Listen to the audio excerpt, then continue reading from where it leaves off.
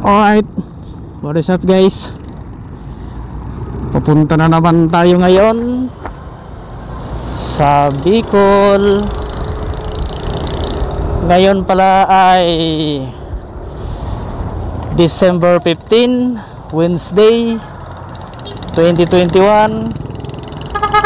Aalamin na naman natin ang mga bagong protocol sa sa Del Gallego, sa mga checkpoint diyan, kung ano na naman ang mga dapat natin gawin. Sa ngayon, dito tayo ngayon sa sa Calawag, Quezon. Pupunta tayo ng Bicol. Kaya abang-abangan nyo kung ano ang mga dapat natin gawin na naman. Kasi kung meron ka ng fully vaccinated card,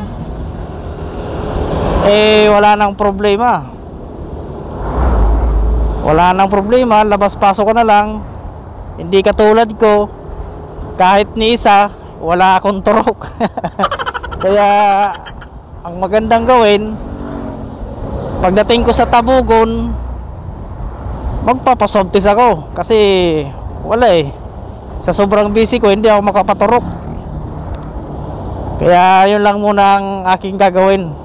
Magbabayad ako ng magpaswab para makapasok ako sa Del Gallego. Kasi hindi ako mapapasukin doon pag wala akong requirements na swab test. Saka alamin natin kung yung sinasabi nilang S-Pass, hindi pa nga ako naka-ano doon naka-registered Siguro maya-maya na lang kung mag-register tayo para alam natin ang sitwasyon. Kaya siyempre yung hindi pa dyan naka-subscribe, subscribe nyo na. At siyempre pindutin nyo na yung notification bell dyan para lagi kayong updated sa mga susunod na videos.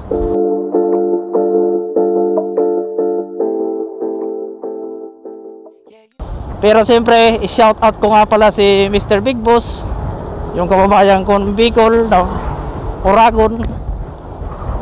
Subscribe nyo yan. Papakita ko sa yung screen. Okay, tamang chillax lang tayo ngayon kasi mahirap patakbo ng mabilis. Delicades la.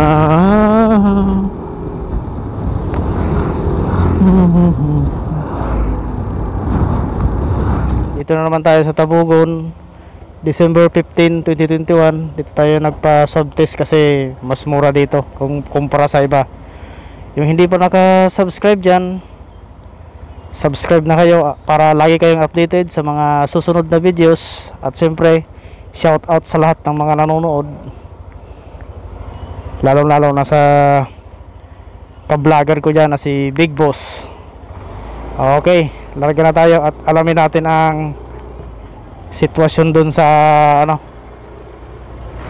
Del Gallego.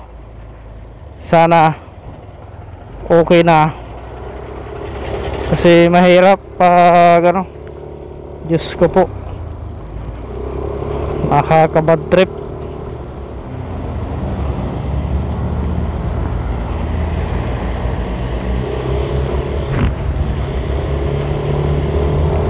Alright guys, Del Gallego na tayo. Doon na natin malalaman kung ano ang mga dapat ngayon December, yung mga uuwi ng Pasko o tag-ulan. Mahirap ang daan, nakaka-bad trip, madulas pa. Kaya siyempre relax lang.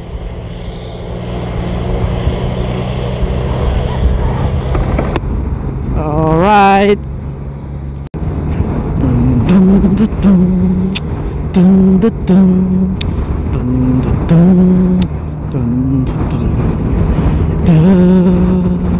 Yeah.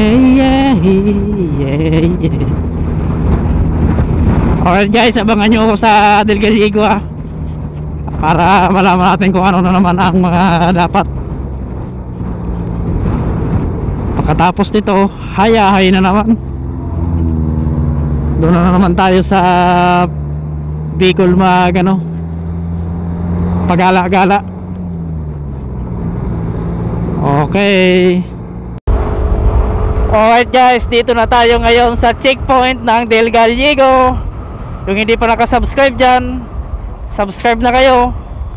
At shout out sa lahat ng mga nanonood sa akin sa video na to. Tara at alamin natin ang sitwasyon dito.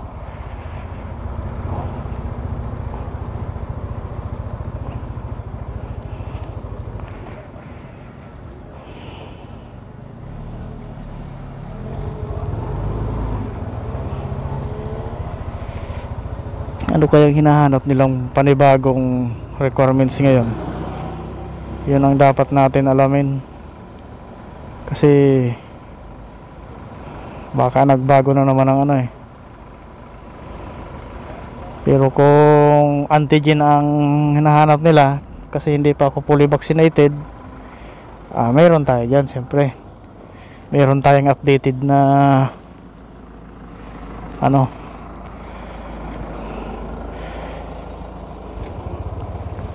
December 15, 2021.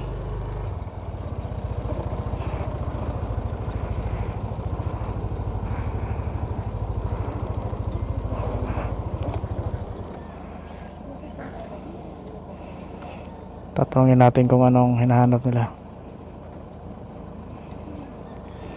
Ano? Minsan nakaka-bad trip na rin talaga ng mga checkpoint na to.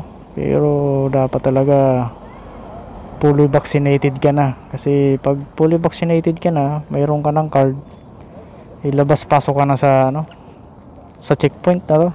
Wala nang problema yan. Kaya wag na kayong gaya sa akin na hindi pa ako na hindi pa ako na bakunahan. Kasi takot tayo sa bakuna eh. Hindi naman sa takot, busy lang sa trabaho. You know. Papakita natin to kung ano ang ano niya, para malaman natin kung ano talaga.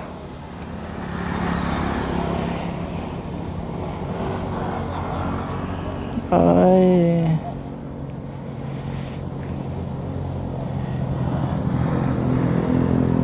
ang mahirap niyan kung mag-registered pa tayo sa ispas na yan. Hindi pa ako naka-registered eh. Pero okay lang kung ganun.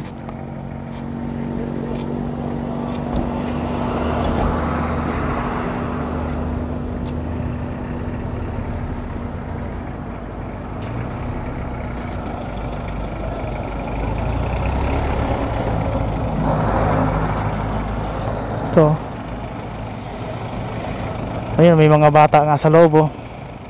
Wala namang problema basta one family kayo. Saka yung mga magulang kumpleto sa requirements, okay na yun.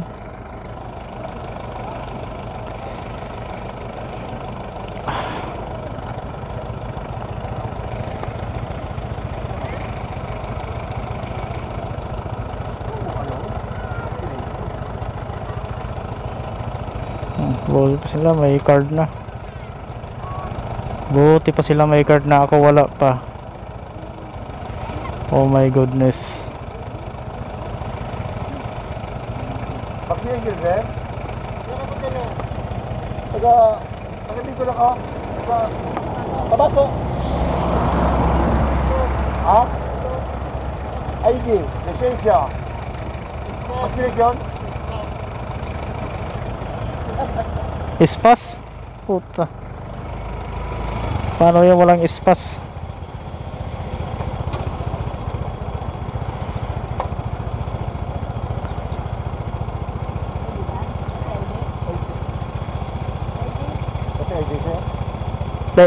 Hindi pa ako na ano dyan. ID?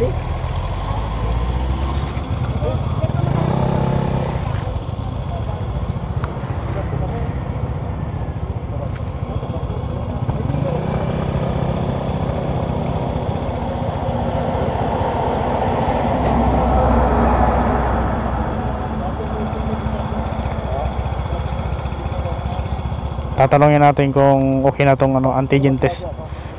Antigen test na to. Kung okay, di okay. Kung hindi, yari.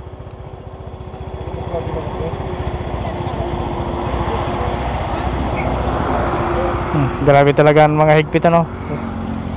Sir, ito sir, oh. Saan ang punta mo? Sa Kamsur,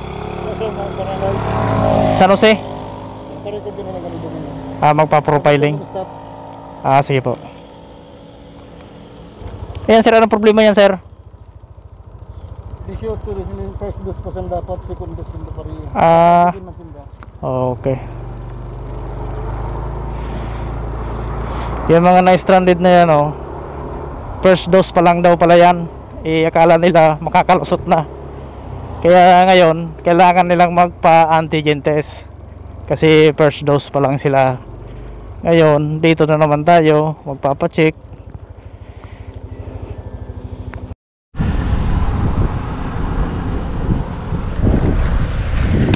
Okay, dito tayo ngayon sa ano, profiling. Dito tayo magpapa-list pa ng pangalan natin kasi para ma-monitor ng barangay natin, ng munisipalidad, na tayo ay nauwi ng Bicol.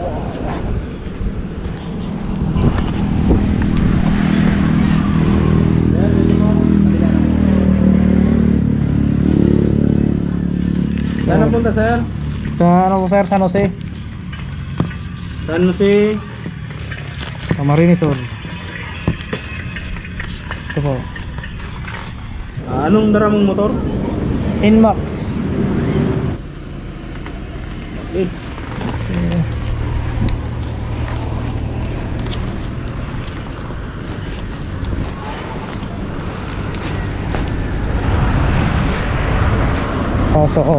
So ayan guys, yung sinasabi nilang espas na yan, wala din palang ano eh, hindi naman nagamit eh. So yung mga basta siguro uwi ka lang siguro talaga ng probinsya, kompleto ka lang sa requirements na antigen, swab test, makaka-uwi ka na.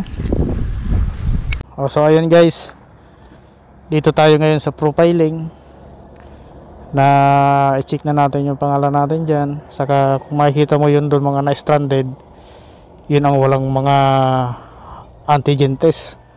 Saka mga first dose pa lang sila, dapat fully vaccinated na para wala nang problema. Tayo naman, dahil sa wala tayong fully vaccinated card, kailangan lang ng antigen test, okay na, pasok na. Yun lang ang requirements dito, kailangan mo lang ng antigen test, okay na yun, para malaman na wala kang dalang virus. Sige, okay guys, so ayun, ito naman ang dagdag kaalaman, kaalaman na naman sa mga biyahero. Kaya kung ako sa inyo, bago kayo magbiyahe, siguraduhin nyo lang na nakapa-swab test na kayo, nakapa-antigen test. Kasi kung wala kayong requirements na ganyan, hindi kayo makakapasok sa pupuntahan nyo dito sa Bicol.